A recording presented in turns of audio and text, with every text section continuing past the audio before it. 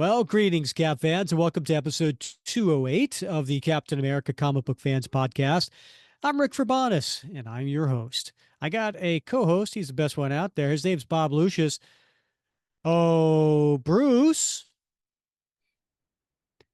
Immanuel Kant was a real pissant who was very rarely stable. Heidegger was a boozy beggar who could think you under the table.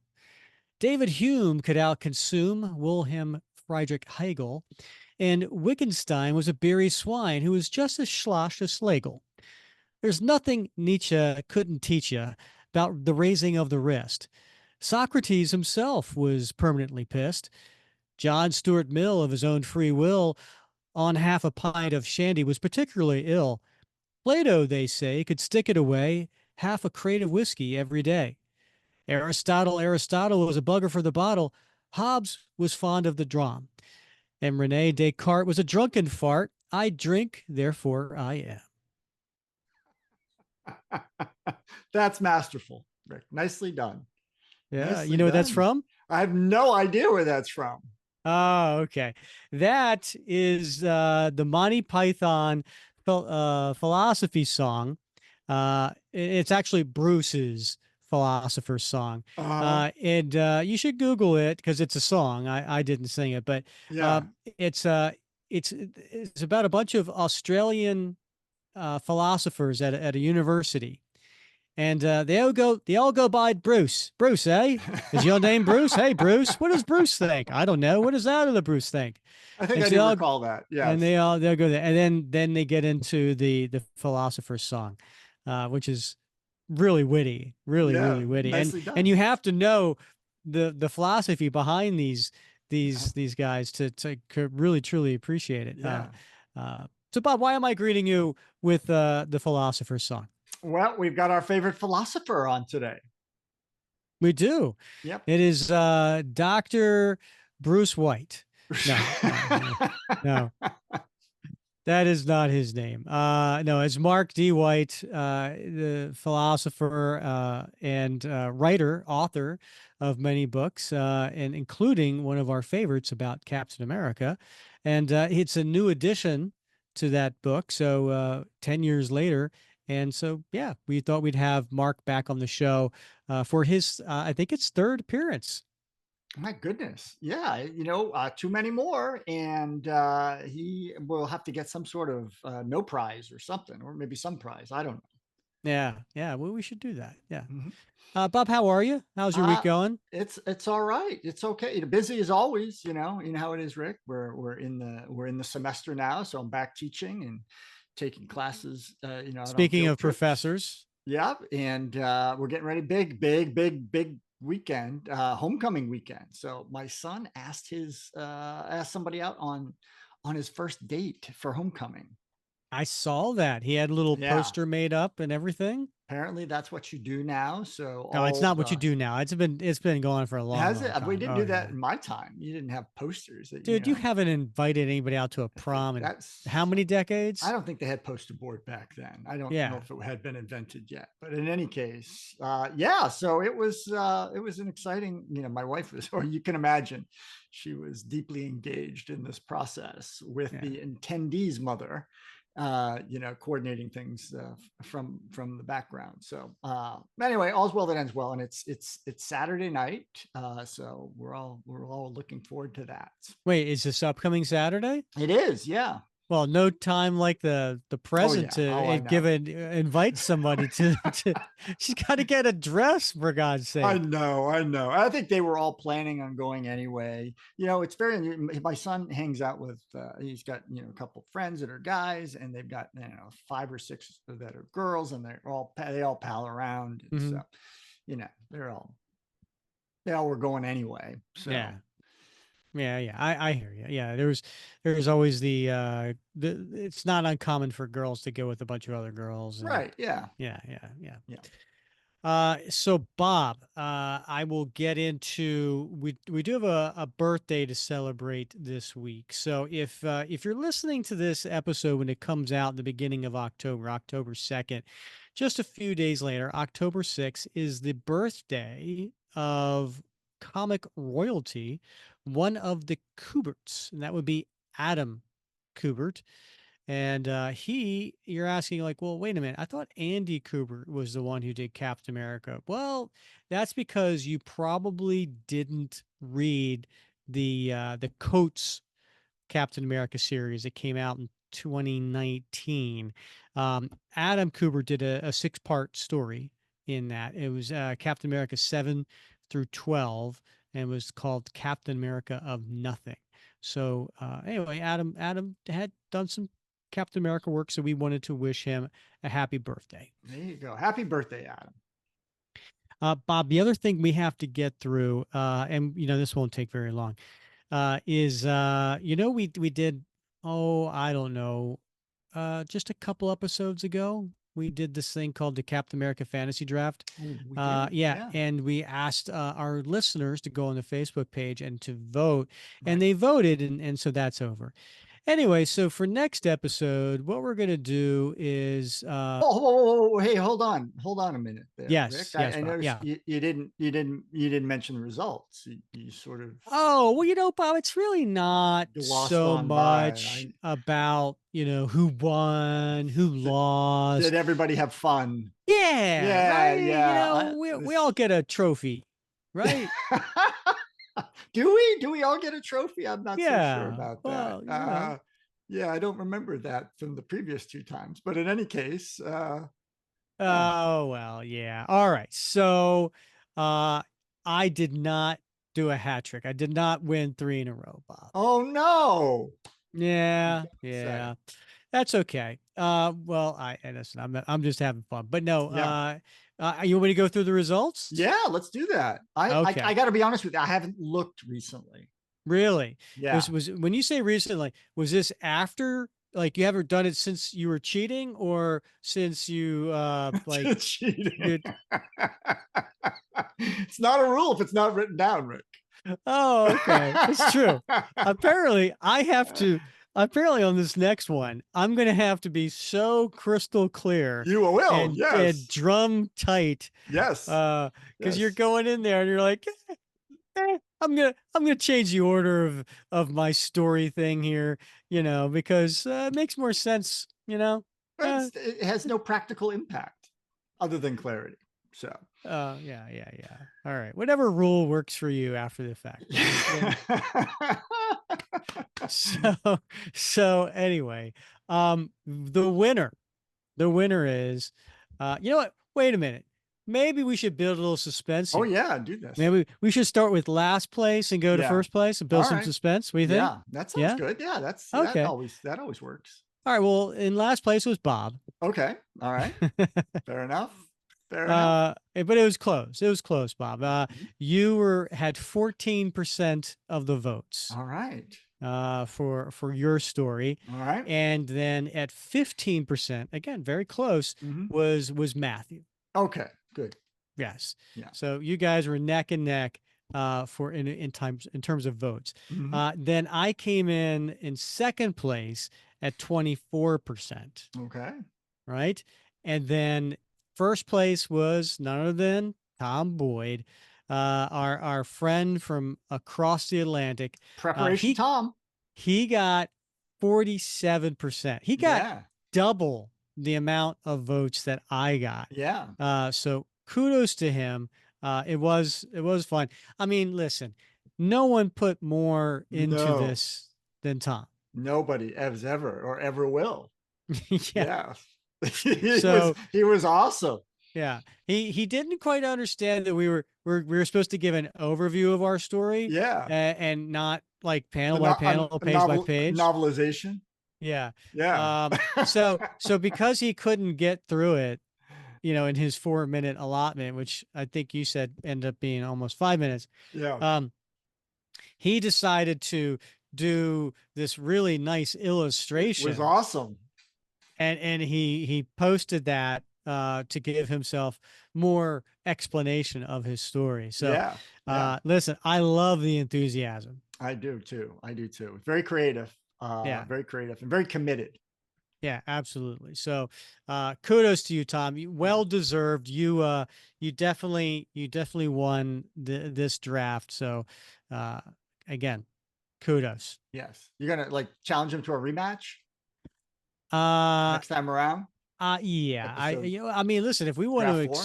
expand it to more than four people, yeah, we'll have to think that Yeah, through. I think it mean, through. because we don't want it to be too long. No, no, yeah, Yeah, yeah, yeah. yeah. It gets confusing. Um, it does. But People nod anyway, off. Yeah, that was definitely a lot of fun, and we will do it again in April. awesome. Yeah. You know what? I am excited for our guest today. We should probably let him out of the green room. What do you think? Yeah, let's jump into this. I've been looking forward to this conversation. Well, we're happy to have back as our guest Dr. Mark White, who is the department chair for philosophy at City University of New York's College of Staten Island, where he teaches courses about the intersections among economics, philosophy, and law. Professor White is the author of 11 books, including The Virtues of Captain America, Modern Day Lessons on Character from a World War II Superhero, which the second edition came out this year. In addition to his extensive list of authored books and chapters and journal articles and popular media articles, uh, and not to mention op-eds addressing a wide range of philosophical matters, Professor White has also been a frequent contributor and editor in the Blackwell Philosophy and Pop Culture series, which introduces readers to basic philosophical concepts using movies and TV shows and comic books and music that they love. And Dr. White also publishes several blogs, such as The Comics Professor and The Virtues of Captain America Companion, basically, publishing hundreds of blog posts covering every Tales of Suspense Captain America story, the majority of Captain America Volume 1, which was from 1964 to 1997, as well as the Avengers during those same years, all the volumes of the Invaders, and then most recently, Volume 2 of Captain America. So our guest certainly knows Cap. Mark, welcome to the show. Thank you, guys. Thank you for having me back. Absolutely. It's always fun waxing philosophy with our favorite professor of Captain America philosophy coming back on the show. This will be your third time. It's actually kind of odd, Mark. Last time you were on here was episode 108, and here it is, episode 208. It's just perfect symmetry. Yeah. We're getting to be like SNL, Rick.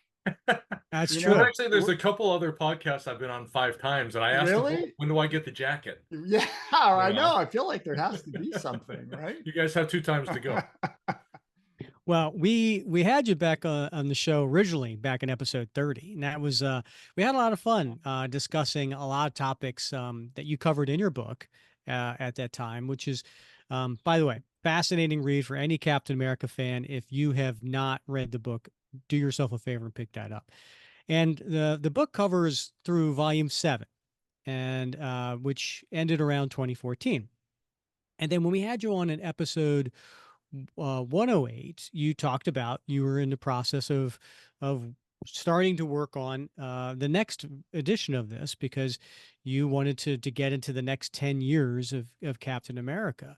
And I think you said you were starting to reread those 10 years at that time, 2 years ago. And so this new edition takes us through 2022 of Captain America comics. I have to ask, what was it about the recent stories that really motivated you to explore them in a new addition to this book?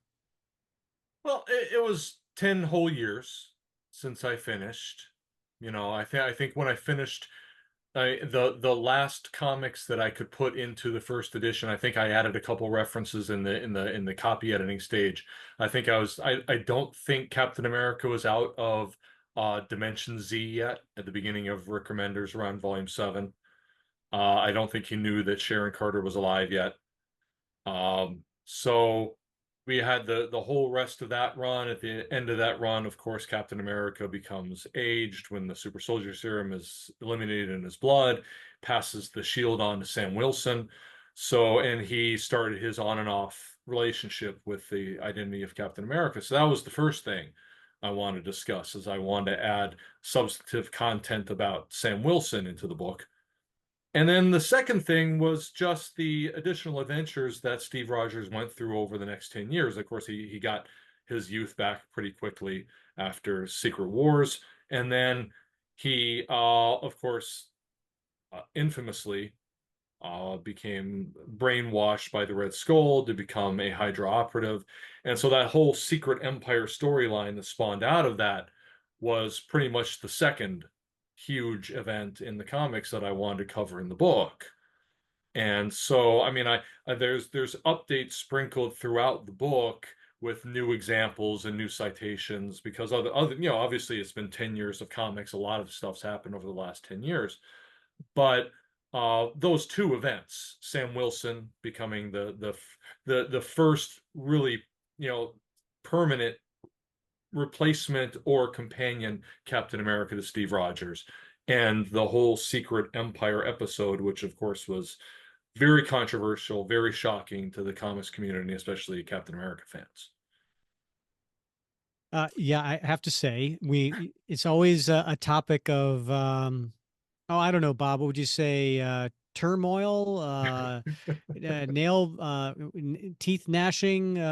When Hydra Cap comes up in the Captain America comic book fans Facebook group, we always have to be on our alert to make sure that the no negativity rule stays in Oh, effect.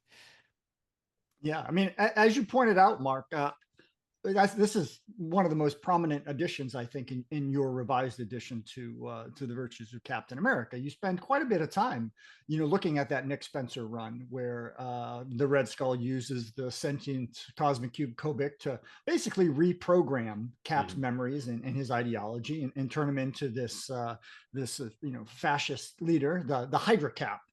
And as Rick pointed out quite accurately, when this does come up in the Facebook group, it tends to be a very contentious discussion because some folks either really like that run or some folks really hate it.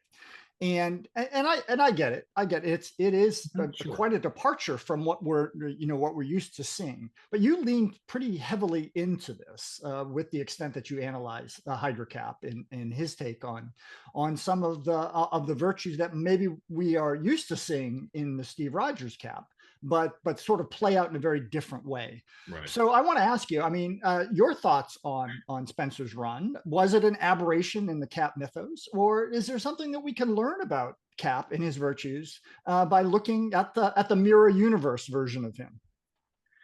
Yeah, I have mixed feelings, like a lot of people. When I first read it, obviously month to month when it first came out, I was as shocked as anybody when the last page of the first issue of Steve Rogers Captain America had him saying Hail Hydra, and everyone's mind exploded. And I remember all the online discourse about this is a betrayal of the character, this is a betrayal of Lee and Kirby, this is turning the greatest champion of equality into a symbol of anti-Semitism or fascism. And I completely respect, because a lot of my friends said that and were very upset about that. And I don't want to disrespect them. But I also remember way back in Tales of Suspense 66, I think it was, when the Red Skull first turned Cap into a fascist, and he had Cap give the Nazi salute, and he had him meet Hitler in the next issue and swear his allegiance to the Third Reich. And I mean, this was Stan Lee and That's Jack right. Yeah. Kirby's own story when they did that. So I thought all the outrage over just him saying these words was a little much. I remember I wrote a blog post after that first issue came out, and I said, let's just hold on. Nick Spencer's a good writer. Let's hope. I predicted wrongly, but I predicted that it would just be a great redemption story, because how else can the Red Skull more deeply hurt Captain America than to make him betray his own principles, his own virtues, what define him as a man, other than to make him betray those. And what's the ultimate betrayal but to join his fascist opponents?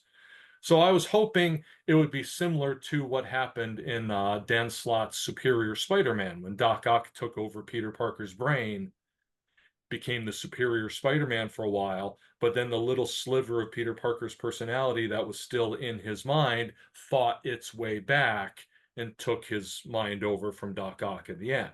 I hoped that was what was going to happen with Steve Rogers, that there would be some glimmer of the original Steve Rogers still in his mind, that by sheer willpower and determination would conquer the, we didn't know at the time what happened, but whatever brainwashing or alternate universe transformation or whatever it was. And then I thought I was surprised when the second issue they revealed everything. They revealed what they did with the Cosmic Cube and the reprogramming and the new memories and everything. And I was kind of surprised at that, because I also remember the online discussion being at the time that that was kind of a cheap out. That, even if people were upset about it, you would have thought they'd drag it out for six issues and then have the next arc reveal the true story. Mm-hmm.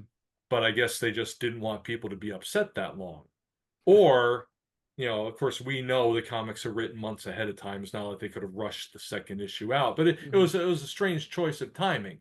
But in the end, of course, that isn't what happened. It wasn't a redemption story, because what happens at the end in issue Secret Empire 10 is that Kobik, is that what the name of the sentient cube was? Right. Yeah. Kobik recreates the original Steve Rogers from her memories into a new being, and he defeats Hydra Cap. So you get the original Cap back, though it's actually not, but not really. Physically, yeah. right. Right. It's his mind as she remembers it, which is, of course, we all forget that now. It's Cap again, everything's fine. But, it wasn't the redemption I was looking for. That wasn't, Cap battling back, except as he kind of did in her mindscape when he was kind of walking through the woods and, meeting up with people and remembering who he was. It wasn't the redemption story I wanted. But in hindsight, when I reread the whole thing, in probably a week in preparation for the second edition of the book, I was really impressed by how the story was laid out, not only in the main series, but in the tie-ins, both Captain America books, the Avengers books. Everything fit in. It was laid out so well, and it was an incredibly thoughtfully dense storyline. And I think that's why I thought, and that's why I included so much about it in the book, because love it or hate it as a story, and love it or hate it as an addition to Captain America's life, it's a fantastic story to learn from as far as how fascism works, to borrow the title of Jason Stanley's book, is because I don't know if this is what Spencer intended, but he really has Cap, as I lay out in the new sections in the book, he really has Hydra Cap trace out all the key elements of how fascism influences society with all its different tools, all the different strategies. It's almost as if Spencer was writing a textbook himself, which like I said, I didn't realize that when I read it 1 month at a time originally, but reading as a whole body of work at once, it really impressed me. Wow. Yeah. Well, hopefully we'll get Nick Spencer on the show, right, Rick? And maybe we can ask him that question. I'm working on it, Bob. I know. So let's get back to the new edition. So on page 96, getting into the Secret Empire, you actually quote the issue 0 from Secret Empire, and the narrator was talking about Cap, and they say, quote, he had always been a master strategist, but freed from compassion and mercy, this was his masterpiece. Could you kind of expand on that a bit more? So are you suggesting that perhaps what Spencer's trying to convey here in this run is how Steve's compassion and mercy tempers his other values, or maybe perhaps even restrains his freedom of action? I think what he meant by that, and why I quoted that line, was I think the narrator, who is never clear who that was, that really frustrated me. Yeah. But, ask Nick that if you get him on the show. But I think what they were saying was that because Cap has two sorts of virtues, and I talked about this in the first edition of the book as well. You have the more substantive virtues like courage and honor and honesty and humility. And then you have what philosophers call executive virtues, such as determination and willpower and integrity. And the executive virtues really help a person act on their substantive virtues. So it's great if you have compassion and honesty, but if you don't have the determination and willpower to put them into use when they're needed, they're no good. Okay. Well, I think what that quote meant is once you take his compassion and mercy away, which happened when Kobik, transformed him, she didn't take away his determination and willpower and resolve. Mm-hmm. But she replaced the compassion and mercy with more negative traits such as hate and division and a hunger for power. So I think what the quote means is you see what happens when a man with that much determination and willpower changes his substantive character traits from good ones to bad ones. And you see what happens when you have a man with that much mental power not working for good, but working for evil. I think that's what it meant. Is you took this man, you took away his good aspects, you put bad ones in, but he has just as much mental power to put those into action. That's Yeah, how I interpreted that quote. I hear what you're saying because I know the first time we had you on, you were talking about how Cap is one of the few characters that is actually defined by his morality. Yeah. And so I think that's a good example of what happens when that gets stripped. Yeah. You've added, you've added quite a bit of material to this new edition and on fascism as a political ideology and moral philosophy, um, contrasting it with cosmopolitanism, which you addressed, a lot in the previous edition. Mm-hmm. Can you explain to the listeners the difference between these two outlooks and then how the original Steve Rogers and the Hydra Cap Steve Rogers kind of exemplify these different worldviews? Okay. Well, cosmopolitanism is just, like you said, that was in the first volume because that's a central element of Cap's sort of more political philosophy.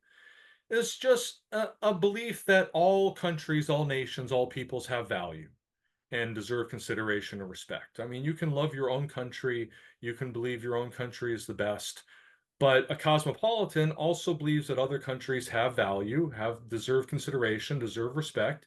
Your country may disagree with your other countries, your country may even oppose other countries.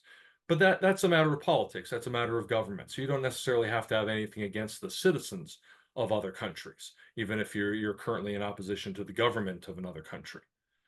So that's kind of what I called in the first edition another way to describe Cap's moderate patriotism. In other words, it's not, my country is right because it's right and that's it. Okay, Captain America obviously loves America, he believes in American values, and he believes in trying to spread those to the world as much as they want to embrace them. But he also loves other countries, wants to help other countries, help the people of other countries. He doesn't regard them as less.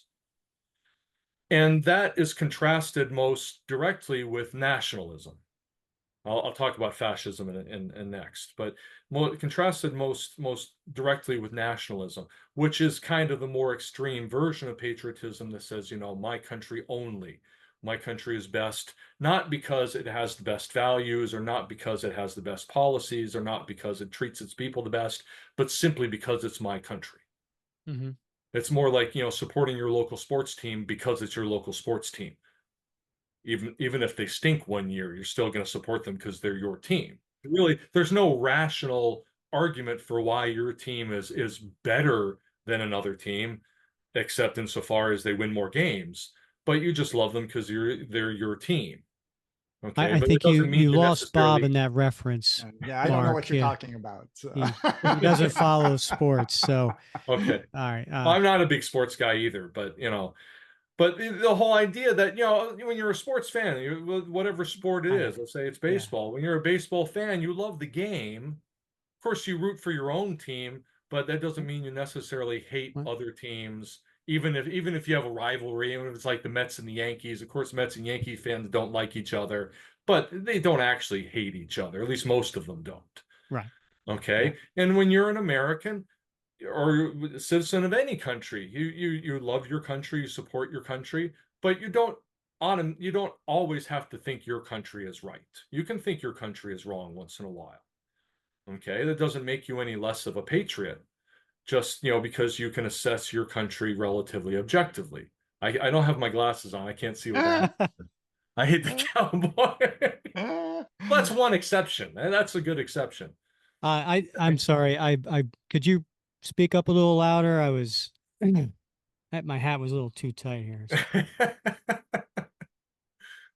But the nationalism is just sort of a very simplistic, brute force form of patriotism. Where again, Yeah. you believe your country is the best just because it's your country and your country is always right and other countries are always wrong, and you really put your country and your people above everyone else, and you consider it a battle even when with your allies, much less your enemies. And it very much leads to a zero sum game mentality. In other words, you have to dominate other countries. You forget that we can cooperate with other countries. We can achieve mutual goals through political agreements and trade agreements and agreements on creating and spreading vaccines and fighting hunger. That it doesn't always have to be dominating other countries. And that's what nationalists tend to do. Fascism is just a kind of, I guess there'd be a Venn diagram with nationalism, where fascism is just additional elements added to nationalism, where fascism is also an approach to, one's own country, not so much looking towards other countries. So fascism is really a political ideology that's opposed to democracy. It's focused on power. It's usually focused on one person, a central figure, a strong man, as some call it.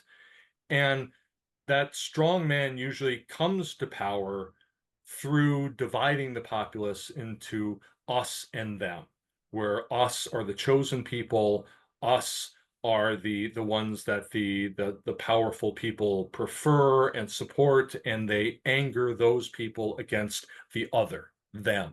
Mm-hmm. That could be a racial minority, that could be a gender minority, a sexuality-based minority, it could be a minority based on national origin or immigration.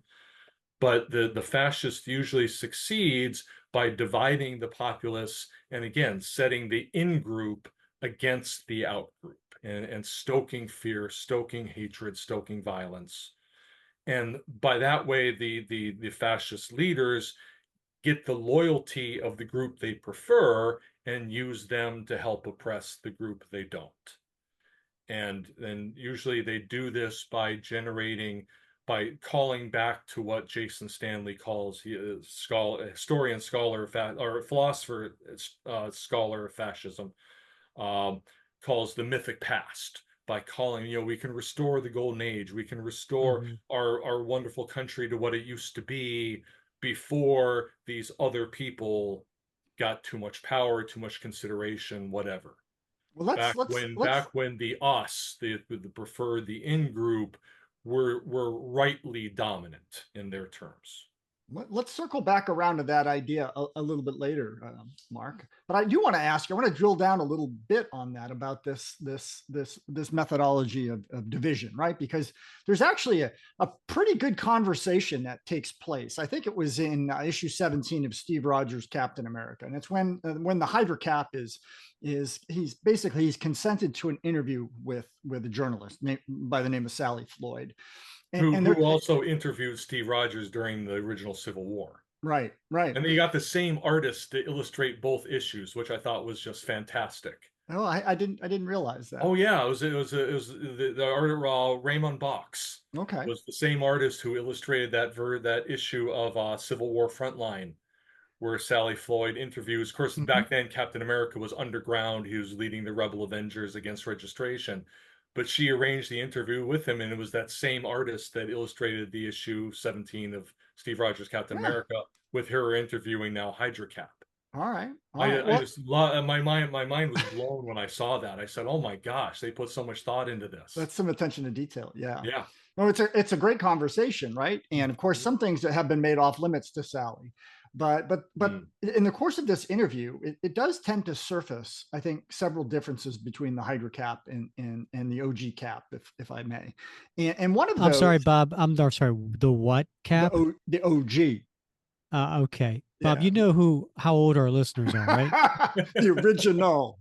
Yeah, word. I have a 14-year-old son, man. So and one of those things is, I think, how they view people, and in particular, the people that matter. Right. And there's a really, severe difference, I think, that gets surfaced in this conversation about who's important, who do we look out for, who do we take care of, and who is outside of our circle of concern, our circle of compassion, whatever you want to whatever you Yeah. want to call it. So can you maybe drill down a little bit on that? Well, in the comic storyline, I think in that passage, Sally Floyd was asking Captain America about all the people whose liberties have been curtailed, who have been scared into hiding, who have been intimidated by Hydra forces and Hydra Cap supporters. And she says, "What about all these people that are being hurt by this?" And he said, "Well, I'd rather focus on the people that matter. I'd rather focus on the people that have new jobs. I'd rather focus on the people that are flourishing." Because implicitly those are the people that we're working for, and those also happen to be the people that are supporting the Hydra initiative. And the people that aren't supporting them don't matter by implication. And also the Marvel analog for the out group, whether it's mutants or Inhumans. And in this storyline, Hydra Cap is particularly heinous towards Inhumans, using, he gives one speech where he says, why should good people have to live next to them? They come from another world. They don't follow our ways. They don't have our culture, our beliefs. Why should people have to live next to that? And he calls them that, not even, dehumanizing them, besides being inhumans, but, they're obviously people in the more general sense, but he dehumanizes them. And he cuts a deal with the mutants to give them an island to get them out of the way, but pretends that he conquered them, that he drove them out. I mean, it is shocking, right? Because when we Yeah, think yeah, of the original Steve Rogers, I mean, he is the guy that looks out for the folks that right. are being oppressed Of or course, the exploited or paragon of out. inclusivity, right, Yeah, right. I exactly. was Yeah. always looking out for people. That's the one thing I really loved about when all this was over, and I don't want to get ahead of ourselves. I don't know if we're going to talk about this later. But the first issue of Captain America after all this was over, when Mark Waid and Chris Samney came on for like 8 or 10 issues, just to bridge the gap between Secret Empire and Ta-Nehisi Coates' run. And the first issue was he went, I'm sketchy on the details, but he went out to he did another one of his trips on the motorcycle to see Yeah. America, to revisit America, show them that he's back. He's back with them. He's back with supporting their values and their dreams. And I think he goes to some town where there's a Captain America festival, Mm-hmm. and Yeah. terrorist attack or white supremacist attack, and he's got to defend everybody. And he's got these little, I think there's two little kids, an older sister and a younger brother. And he and I think at the very, I can't remember what goes on throughout the whole issue, but at the end of the issue, he has to tell her, okay, just keep your brother safe. That's what we have to do. We have to look out for people that aren't as strong as us, or aren't, The as big strong as protect us. the weak, That's the Right, I think rule. is what he right, said. right, That's the rule. exactly. You Yeah. stand up for those who can't stand up for themselves. And at the end of the issue, she affirms that. And it's kind of the sense that we're back. Yeah. And plus, it kind of sets up this new, it kind of follows, it's got a nice continuity from Remender's whole thing, where Steve's mother taught him always stand up, always stand up. Mhm. It's kind of like the movie thing, I can do this all day.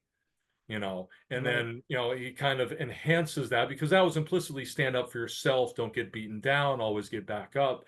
And, Waid and Samney kind of expanded that to be stand up, not just for yourself, but stand up for others, stand up for those who can't stand up for themselves. That's Yeah. like I always mention this. There's this great animated movie called Barnyard.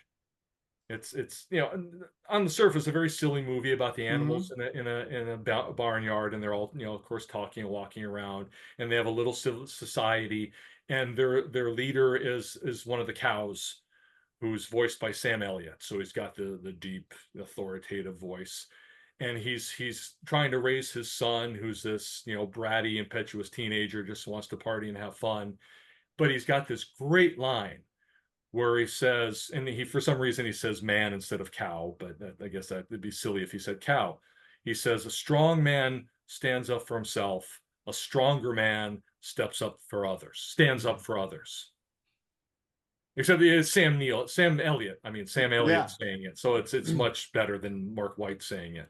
But a strong man stands up for himself. Yeah. A stronger man stands up for others. I love it. And that's the whole feeling I got from that issue, from Mark Yeah. Waid and Chris Samney's first issue. Bring us back into the us versus them thing. It Yeah. shows again that the real Captain America, supports everybody, includes everybody, treats everyone as equal. I mean, think of the last big page in Kirby's Bicentennial Battles, when you have Captain America with all the kids Yeah. of every race, every Mhm. ethnicity, saying we all have a great future. We all have the opportunity that America gives us. We all can make of it what we can. We're all in this together. It's a beautiful, like the last major spread in that book. And that's really what like you said, that's what Steve Rogers is all about. And that's why Hydra Cap again is such a stark contrast. Mhm. And that, no, we're only supporting some of the people, and we're going to drive them against the other people. Yeah. And of course, that division among the people just makes it easier for the fascists to claim power, because they don't have a unified people to stand up against them. Mhm. Mark, there's something, another thing that I think really got you drilled down to in this revised edition, and that is how the Hydra Cap sees compromise differently. So I mean, we Mhm. know that the OG Cap, right? Steve Rogers, he understands that he's a very principled guy. Is guided by his virtues, but he understands there's a necessity sometimes, even in principled action, to Right. compromise, right? And he sees that compromise not as a weakness, but as a strength, his ability to, to do what needs to be done in order to have the most effective and palatable outcome. But the Hydra Cap sees compromise very differently. Sees it not as a strength, but maybe something else, right? And certainly his view of what constitutes principled action is very different than what we would expect from the original Steve Rogers. So could you talk about that a bit? Yeah, sure. I mean, again, this is a great illustration of how fascism works, and that Hydra Cap is so focused on strength, not letting other people win, not appearing weak. And a lot of this is about appearance, not even true strength in even the simplest sense, but appearing strong. Because again, the fascist movement is usually led by a strong man, a Mussolini, a Hitler. Okay, where they serve as a symbol for the people that they approve of to stand behind. And this doesn't work if you don't come off as strong. And so you at least have to appear strong. I mentioned that, cutting a deal with the mutants to get them out of the way, but then representing in public that you defeated them and you banished them, when actually you didn't. You came to a deal with them. And the idea, this importance of projecting strength all the time also leads you to diminish the idea of even thinking of compromise, even thinking of negotiating with other countries. You don't negotiate with other countries, you tell them what you're going to do. Or you don't negotiate with certain, disapproved groups within your country. You tell them what they're going to do. You don't accept even negotiation itself is compromise, because you're not setting all the terms. Okay, so compromise to a fascist means a crack in that armor of illusory strength that you've built up around yourself. And you described the Steve Rod the original Cap perfectly. He doesn't like compromise. He wants to uphold all his principles, but sometimes those principles conflict, and you can't support both of them at the same time. So you have to let one go. I think the first time we talked a lot about the episode with the ultimatum agent around issue 322 something of the original run, where he had to shoot and kill the ultimatum agent to stop him from gunning down people in the church. And he tortured himself for a year after that over this, because I should have avoided that. I should have planned better. Which I shouldn't have been in that situation, even though once he was in that situation, he literally had no other choice.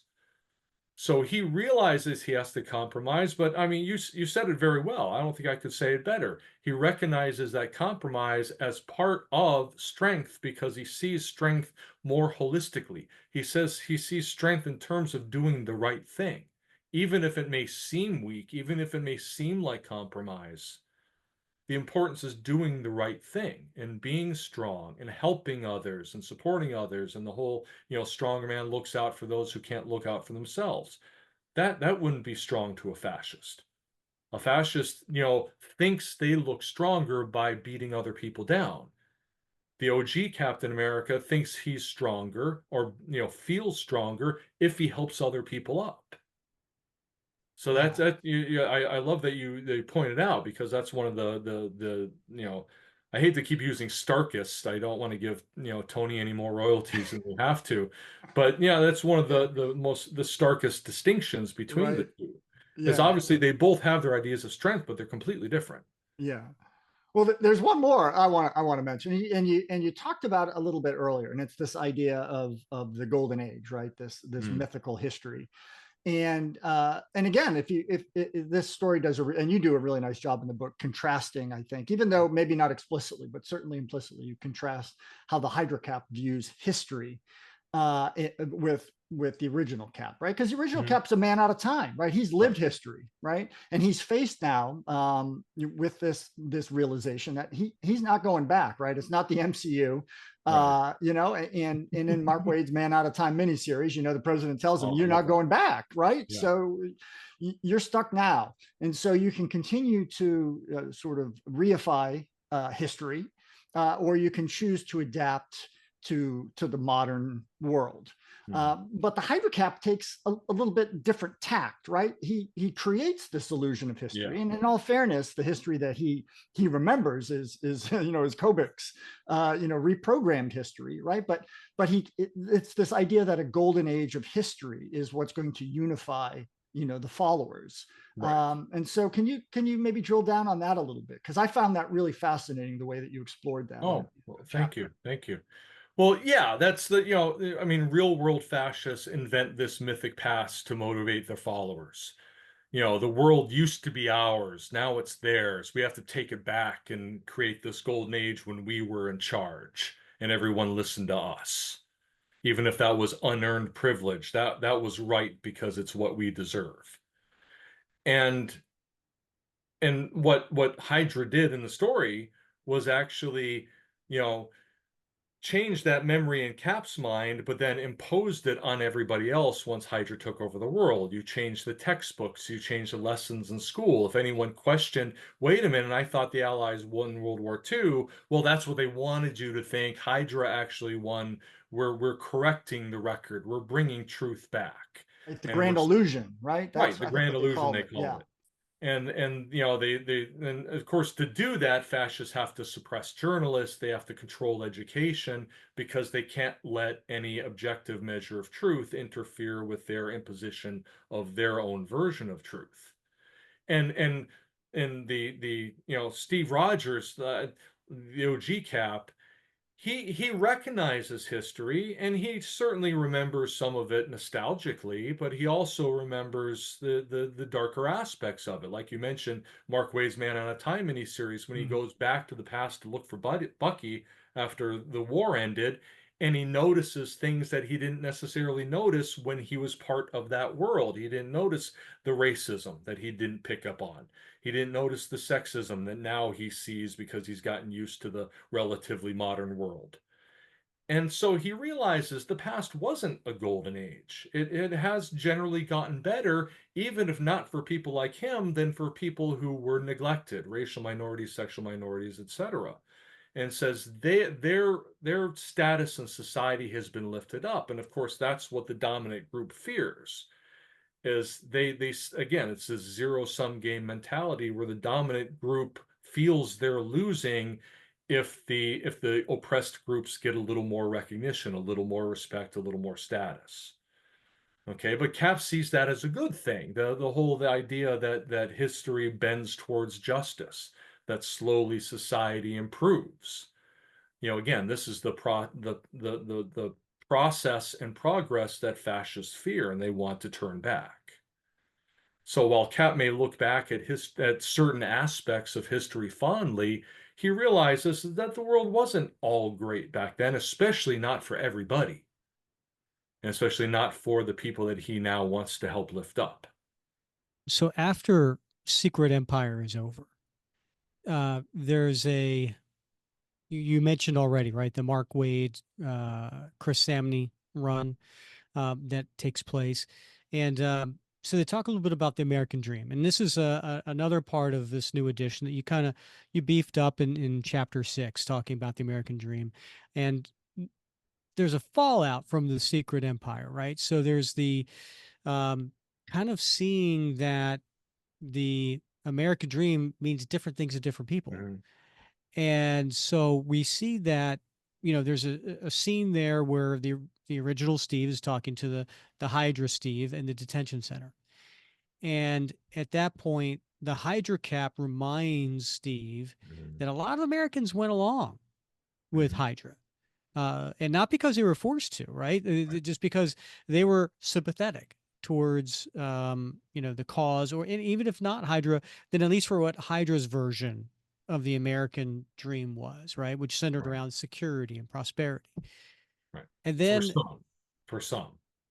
yes, Yeah. Including the people who bought into it because they were included in that group. exactly. Right. Right. So they have a different view of the American dreams than say others would, right? So you go on to suggest that Cap's experiences traveling around the country and talking to everyday Americans lead him to, quote, reconsider his understanding of the American dream as well. So he does expound on this in the following miniseries, right? The United States of Captain America, that came out in 21. But could you maybe walk us through how you think Steve's outlook on the American dream was impacted by what he saw, what he experienced in the events of Secret Empire? Sure. Yeah. I mean, it starts with what you very accurately described was this Hydra Cap telling him, I didn't, steal the power I got. They gave it to me. I mean, Hitler was elected. That whole idea that, Mm.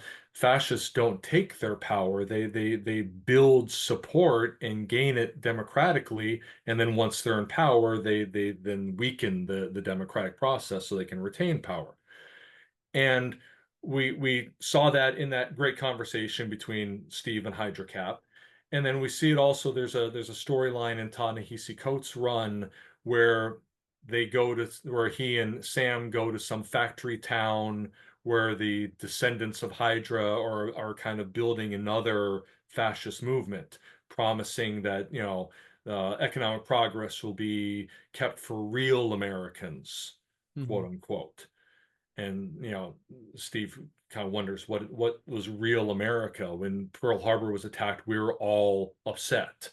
That was real America. I don't get this division, which was perfect. And then in the United States of Captain America miniseries by Christopher Cantwell was the writer. I can't remember who the artist was.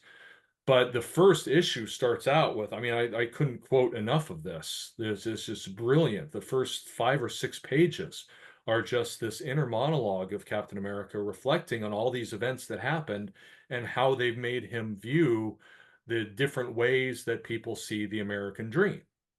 I mean, he's been debating the American dream ever since the whole, Stan Lee's short kind of campus revolt period in the early days of Captain America when Gene Colan was drawing it and he was going to student Hmm. protests and finding out that not everyone had the same view of America as he is, and maybe he should start listening more. Maybe he should find out what other people are thinking. And but I don't think that was as sorry stark a change in heart as he had after Secret Empire. when he started realizing there are really two distinct American dreams. There's the one he's always believed in, which is about creating opportunity for everybody. And then the second American dream, which really seems more focused on limiting the first American dream to just the deserving few, the Mhm. real Americans, the ones who for whatever reason deserve to pursue that opportunity where others don't, where others are stealing it, where others are taking it. And, Steve realizes that, he has to decide which he can't just say I'm fighting for the American dream anymore because some Americans don't share his idea of the American dream. But he doesn't want to demonize those people. He really wants to understand them and eventually try to change their mind to make them realize that the American dream ideally is for everybody. I mean, there's another. I think it was a bonus, a backup story in some anniversary issue where he's eulogizing a Korean friend of his, Sungji Jung, I think was his name, and he says he was an immigrant who came to this country, barely spoke English, little education, ran a business, earned a law degree, and started working as an immigration lawyer, helping more people become citizens. And he says he fought discrimination, he fought bias, he fought hatred, he fought racism, and he just kept fighting because he had this mission. And he knew, I think it's in that story that Steve uses the phrase that, if we don't preserve the American dream, the ideal version of the American dream as opportunity for everybody, then it's going to become the American lie for too many Mhm. or for anybody. But if the American dream is denied, it's the American lie, because then people are told they can come here and get opportunity. But if it's then withheld from them because of their national origin or their race or their religion, then it's the American lie. And of course, that's what Steve doesn't want to happen. And again, it's just a beautiful story. I wish I could remember who wrote it. But it's a beautiful little story tacked on to the end of a 700 issue or something, some big Was anniversary. that J.M. DeMatteis? No, I don't think it was. I think I would remember if it was him. I think it was some newer writer, some younger writer. Okay. Sorry. Oh, sorry, Mark. Some younger writer. But I uh, know it was somebody I know too. That's why I now that's all exactly right. book, One but of I our can't listeners remember. will tell us who it I'm is. sure they So will. yeah. I just want to piggyback on that because of the two different versions, the viewpoints of the American dream that you just kind of discussed. Takes us back to a question when we had you on, well, way back in episode 30. Was the J. Michael Straczynski's, no, you move, Oh, quote, right? And we talked about that. yeah, We actually had JMS on the show, episode right, 178. I don't know if you had a chance to listen to that, but we asked him point blank, about that because it's debatable, right? We get right. different No, views on it. you made a great point back then. Yeah, Yeah. Uh, anyway, he agreed that it's something for up for interpretation, but he said everything's up for interpretation. right. And just because everything's up for interpretation doesn't mean you shouldn't talk about it. Sure, sure. And because otherwise, then the bad guys do win because you don't say something and then they take that as a mean to move forward. So, Right, right. um, and Yeah, I just to mention, can I piggyback on that yeah and say that I was able to put a really quick citation to the first issue of J. Michael Straczynski's current Cap run in this second edition of the book. And I loved how he starts out that run where he buys the old tenement where he grew up and he restores yeah it, and he sees the immigrant family living in their van outside the building and finds out that the father is a plumber or a contractor or an electrician or something, and says, hey, why don't you come help rebuild my tenement and you can live in one of the apartments while you're working on it. And I mean that just, oh my gosh, this he gets it. I mean, obviously yeah he gets it, but this is again continuing that thing of lifting other people up, helping other people, not giving them charity, but giving them a job, giving them a chance, and that'll allow this guy and his family to get another step up the ladder to self-sufficiency. But that whole thing, that I just love that whole idea of Cap, not, kind of revisiting his own past, reclaiming his Hmm. childhood, which wasn't easy itself, but again, always looking for a way to help others. And but making them think that they're doing him a favor. Hey, I really need to get this electricity. Do you know anyone that can do this? Because I got a room people can stay in. Oh, can you do this for me? That's the a lot of philosophers say that's the best way to help people, is to make them think they're helping you. Hmm. That way it doesn't feel like charity. It doesn't offend them. It doesn't make them feel lesser. It makes them feel better because they're helping you.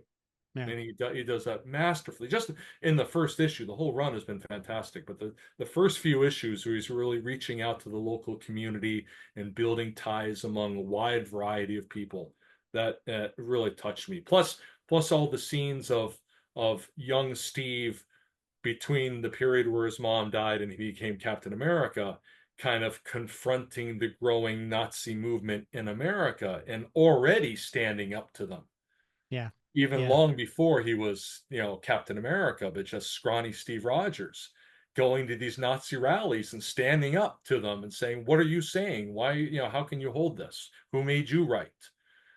Yeah, it's brilliant writing. If you're Yeah. a Steve Rogers fan, it's really, really good writing.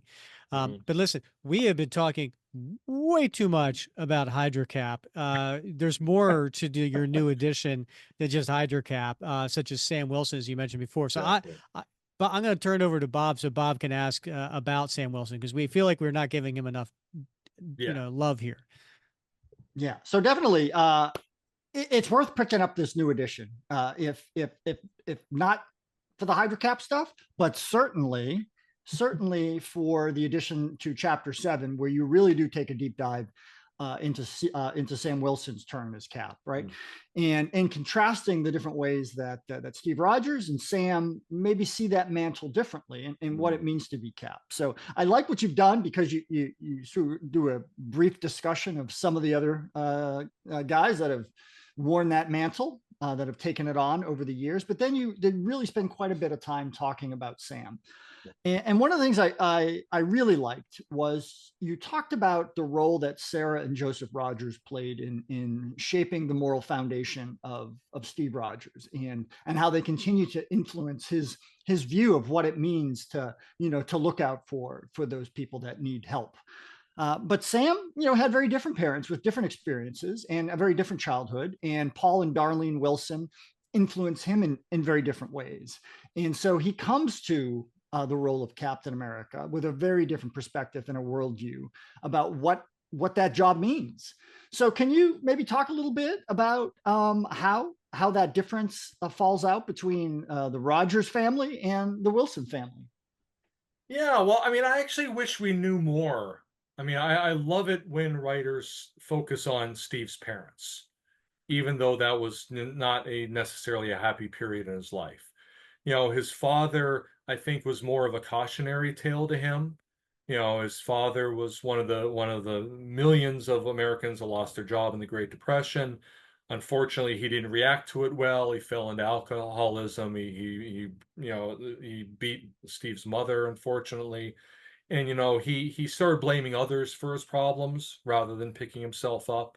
And I think that served as an example for Steve not to emulate. In fact, Steve mentions that to Tony Stark. Here, he'll bring in Tony Stark for a good reason. When Tony Stark's in the gutter, when he has an alcoholic relapse, and Steve finds him in the gutter and says, I remember this with my father. You can't let this beat you. I realize it's hard. I realize it's one day at a time, but I'll help you, but you have to do the work to bring yourself back. And Steve's mother, of course, was the one telling him, no matter who beats you down, always stand up, always stand up, always do the right thing, never compromise your principles if you can avoid it. Remember, there's one episode where I think he steals some medicine for her because she's sick, and she tells him to take it back, apologize, offer to work off the cost. You don't do this. He says, "Well, Mom, I got to help you. You're dying." She says, "It's not important enough for you to compromise yourself." So she really gives him the foundation not only for right action, but also for the determination, the never give up, the resolve it, the, you know, I can do this all day kind of thing. But it was mostly about standing up. I don't want to make this sound selfish, but I look at it as more, you know, standing up for yourself, standing up for your family. Don't let people beat you down. Keep fighting. Resilience. Yeah. Resilience, right. But resilience, fairly focused resilience, where Paul and Darlene Wilson were both very active in their community, and it was all about helping the community and considering everyone in the community's interests along with your own.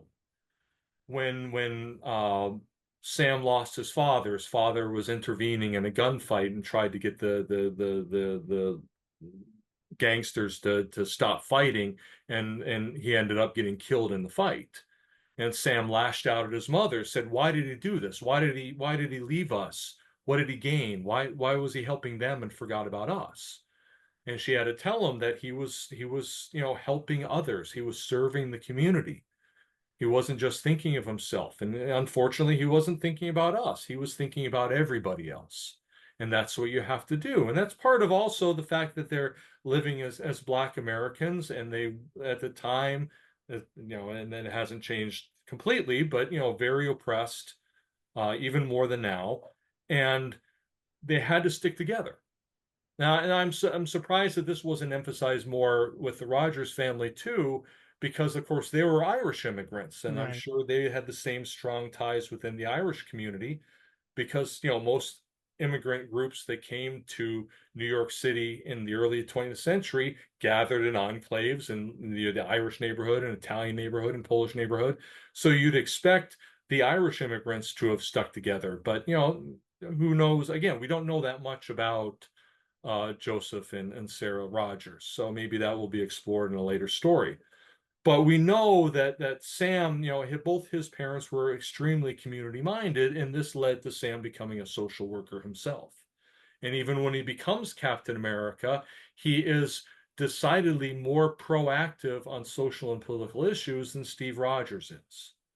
And he decided, when I see a problem, I'm going to speak out. Where, you know, Steve would always try to stay neutral, try to get people to calm down, talk to each other, settle their problems without choosing sides. Where Sam was more, you know, having the experience, again, growing up Black in America, not having the luxury of kind of remaining neutral on issues.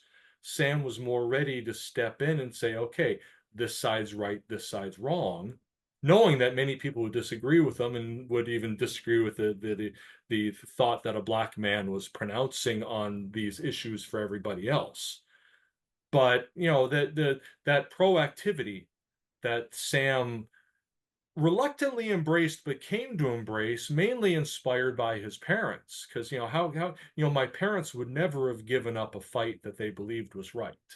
So how can I, with this new power I have as a national hero, not do the same thing? And I loved how in one aspect, I can't remember exactly where it came out, but you know, talking about the difference in their upbringings based on their race, was that Sam said Steve always has trust that the institutions will do the right thing. And, you know, based on Sam's upbringing, he can't have that same trust because he saw those institutions from a different angle. And that leads Steve to think, well, we'll just let Shield handle it. We'll let the government handle it. We'll let the courts handle it. And Sam's like, well, Mm. I don't know.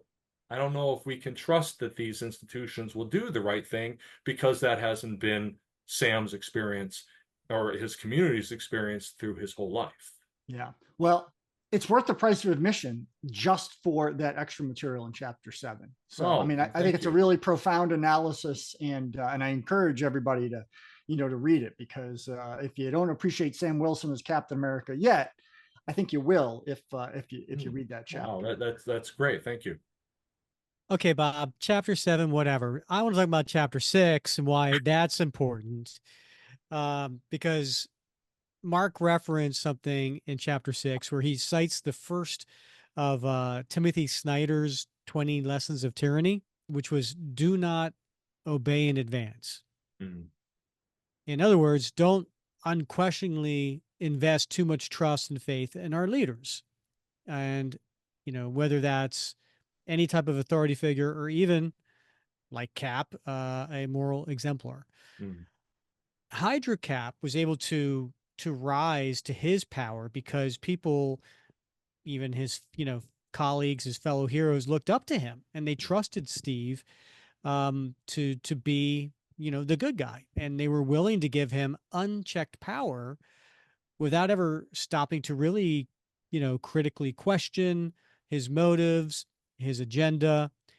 And I'd like to think that heroes kind of learn their lesson from this experience with Steve, but what can we, the readers, the listeners, what can we learn from this, Mark?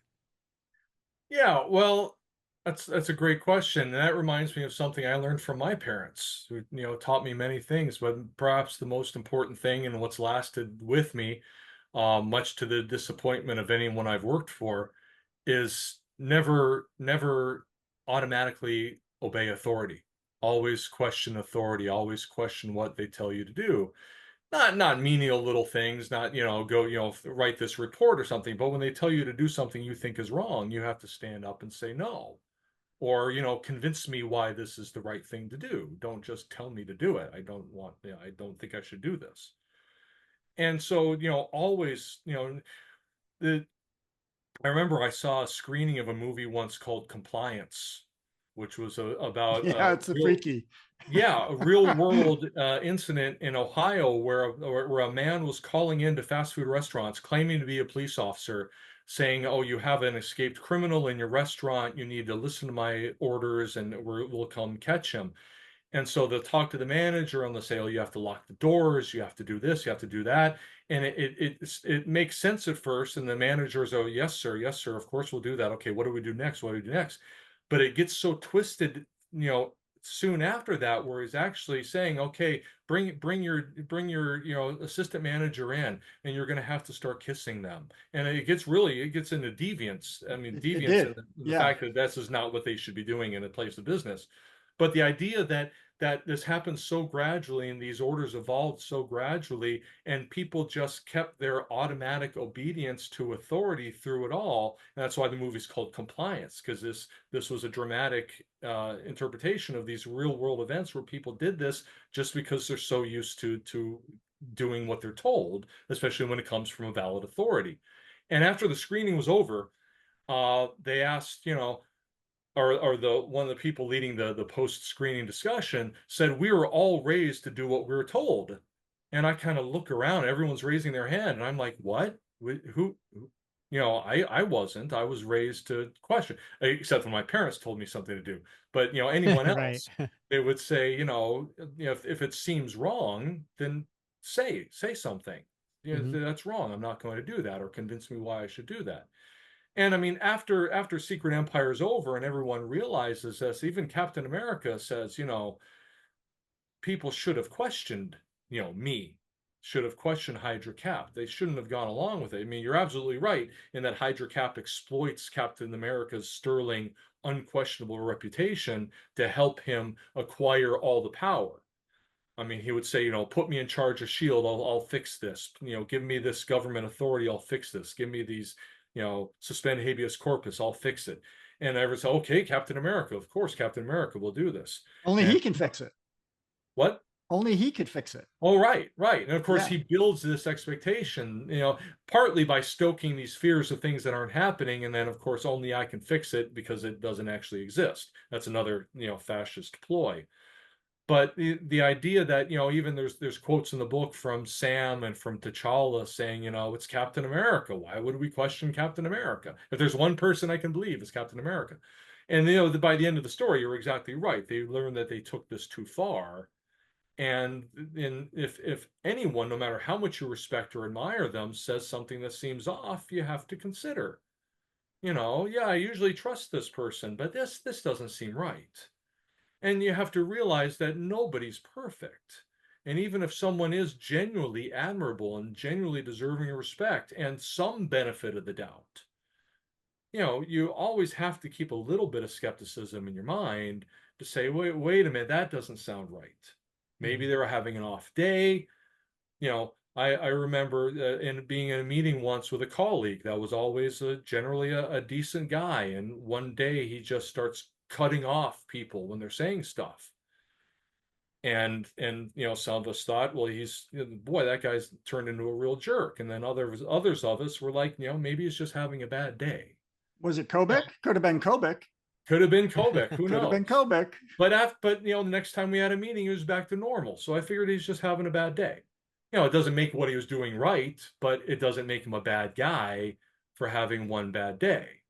But all of us have bad days. All of us make mistakes. None of us is perfect. So to bring it back to the question, the lesson that the heroes learn, and we'll see if this ever happens again, was as much as they admire Captain America, he isn't perfect. And of course, he would be the first one to tell them, hey, I'm not perfect. I'm just a guy trying to help out, and I make my mistakes. And I never told you all to listen to me and obey all my words, because I would never say that. It's kind of like the whole Catmania thing at the beginning of the Hero's Return run, again, written by Mark Waid and drawn by Ron Garney, when everyone comes back from the Heroes Reborn world, and there's all the and Cap is there's a movie about Captain America, about his life, not a fictional movie. And there's Captain America figures, everything. He's very uncomfortable with it, and he doesn't want to be a role model. He doesn't want to be a moral exemplar. He rejects that. He wants, just everyone to remember the principles of heroism, and he's always tries to set a good example, but he doesn't want people to necessarily follow him, because that's not what he is. So we've seen this kind of reaction to Cap before, and him resisting it, saying this doesn't end well. Especially when at the end of that storyline, it's actually a Skrull impersonating Captain America again, to use the trust that people have in him towards their own ends. Well, Mark, I got to say, this has been a really enjoyable conversation. It's always fun waxing philosophically with you about Cap. You are always welcome to come back here anytime. But tell us, what is coming up for you in the future, right? You just released this new edition of this book, but anything else you want to tell listeners about? Just the blog keeps coming, and I'm finishing up the Heroes Reborn, the volume 2, the Heroes Reborn, era, short era, luckily. Now I'm writing into the volume 3, the Heroes Return era, which was one of my favorites in terms of both Captain America and Avengers, which was drawn by George Perez, who's just one of my all-time favorite artists, unfortunately left us recently. And my next superhero related book will be about 4 people that are all over my walls here.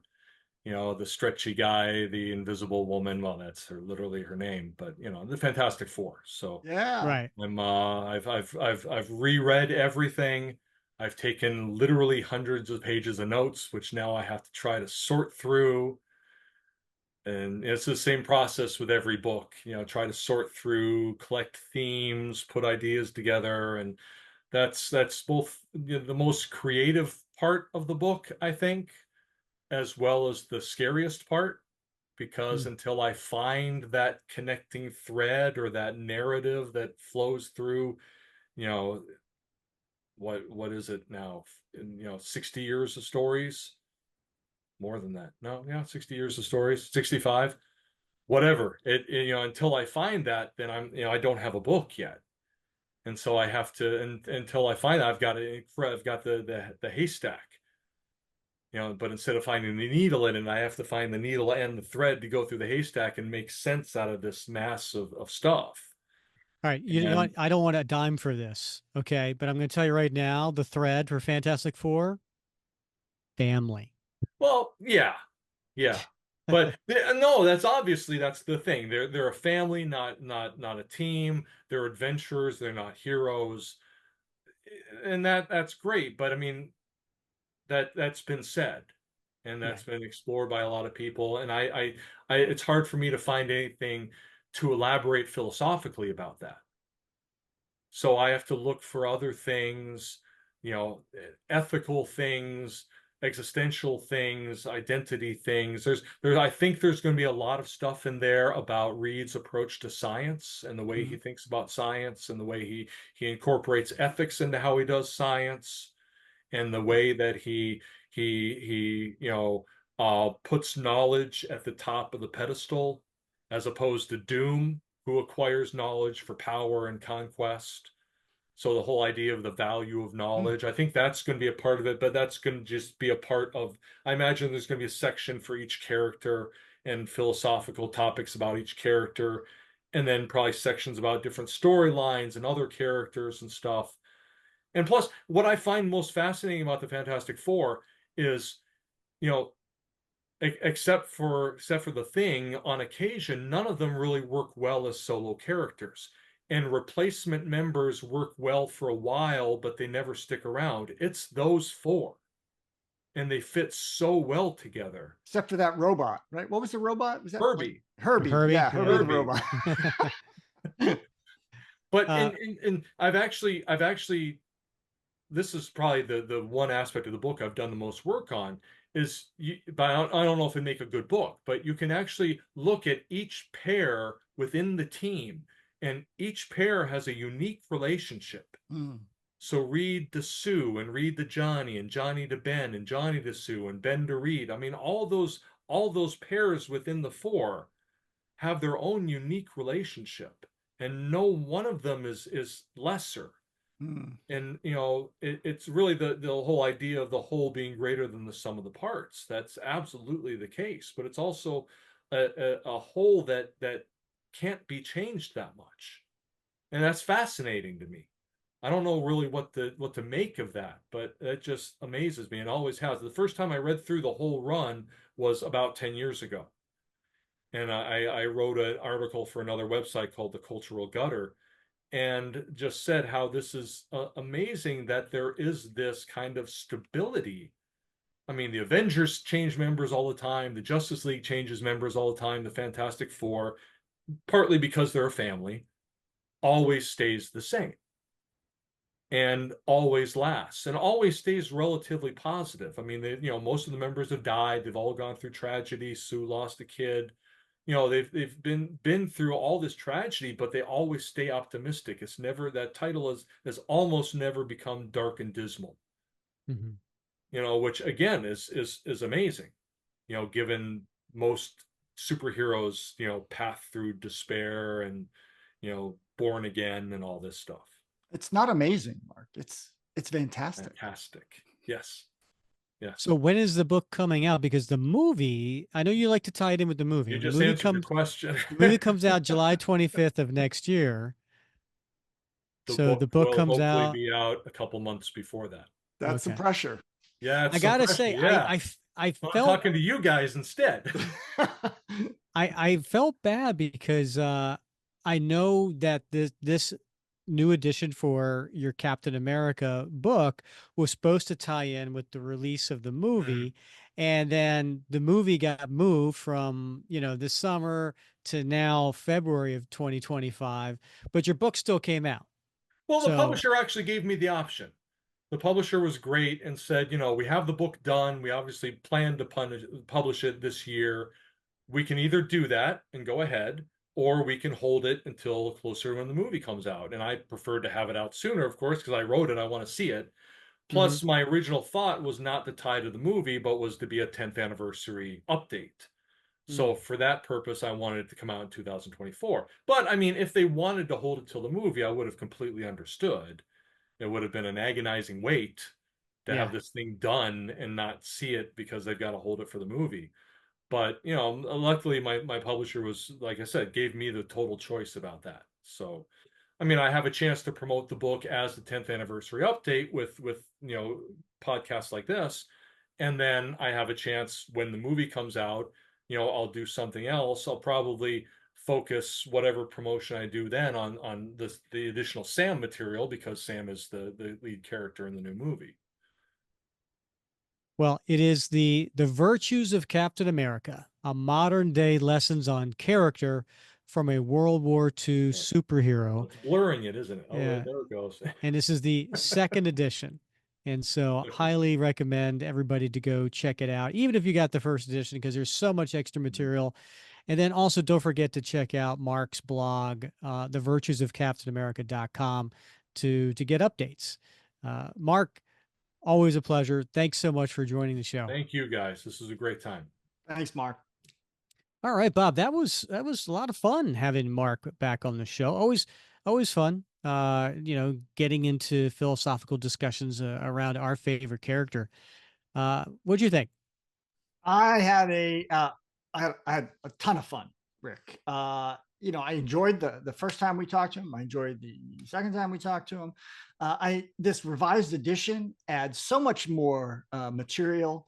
Some of it, as we talked about, a little bit controversial because of the Hydra Cap storyline, but it really does provide a lot of food for thought. And he's a philosopher, he's a scholar, and so he can jawbone about these things for hours or days, which is what I enjoy, and I hope some of the readers enjoy it as well, because there's a lot here to think about and chew on. And you can go back, as he did, because he talked about it, went back and reread some of these story arcs, and there's always something more to get out of it. And I think that's a great story. That's great writing when you can go back, revisit something, as we did with the Rick Remender run, and you can get something new and fresh out of it. So it's a great conversation. I encourage folks to pick it up, and I'm certainly going to plow through it again.